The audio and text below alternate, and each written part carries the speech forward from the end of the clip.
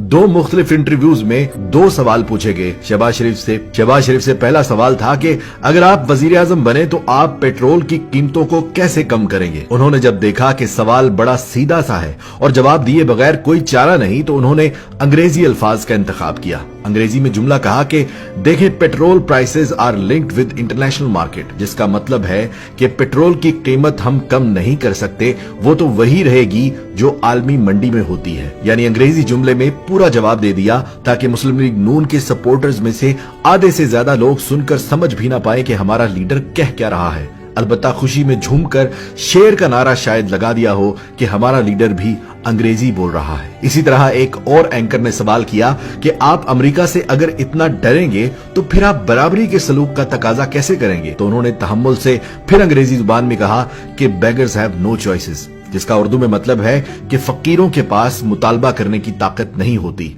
यानी मौसूफ ने एक ही लम्हे में कायद आजम के इस आजाद खुद मुख्तार मुल्क पाकिस्तान को फकीर बना दिया और साथ फिर उर्दू में फरमाया कि हमें अपने बच्चों को पालना है, उन्हें खिलाना है और इसके लिए हम बराबरी की बात नहीं कर सकते।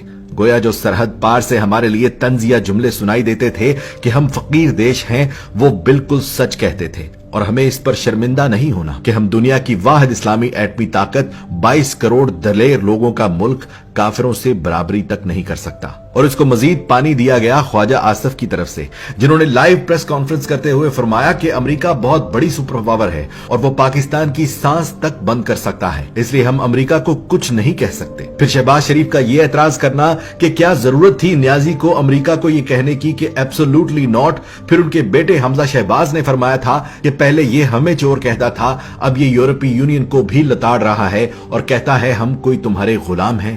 ये सब सुनकर मुझे यकीन आ चुका है कि हमारे साबिक वजीर आजम शाहिद खाकान अब्बासी ने बतौर वजीर आजम अमरीकी एयरपोर्ट पर पतलून खुद उतार दी होगी ताकि कहीं अमरीका हमसे नाराज ना हो जाए। इस मौका पर मुझे बॉलीवुड की वो फिल्म का सीन याद आ गया कि जहां जब कोई अपने आप को कमजोर और दूसरे को ताकतवर समझता था तो अदब में पतलून नीचे करके झुककर कहता था, जहां पनाह तोहफो कबूल करो। अजीब कश्मकश में हूं कि अपने आप को, अपने बच्चों को, अगली नस्लों को आजाद समझूं या गुलाम। लफ्ज खुद मुख्तारी खुददारी अपने बच्चों को पढ़ाऊं भी या नहीं। इकबाल के ख्वाब की तौहीन कर रहे हैं, कायद आजम की कुर्बानियों की तौहीन कर रहे हैं, लियाकत अली खान की शहादत की तौहीन, उस कलमे की तौहीन के जिसे नाम पर मुल्क बनाया गया था।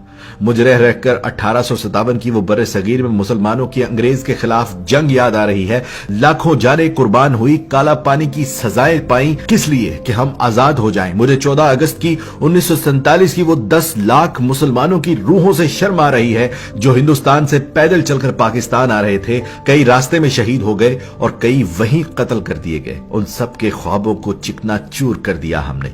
काश शहबाज शरीफ साहब ये घिनौनी असलियत आप कौम के सामने ना रखते। काश आप इमरान खान को गिराने के लिए पूरी कौम का वकार ना गिरा देते।